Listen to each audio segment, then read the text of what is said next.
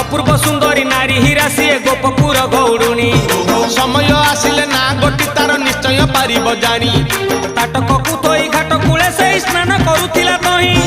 खाद्य भाविचिल उठाई नहीं र कुंजरे फिंगिला जाई आहा जानिबाकु जदि इच्छा करूअछ कथा गोटी मान मोर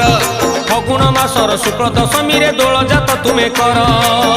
आखर विमान एक बनेई तही रे बसी गुल हे कने तही रे बसी गुल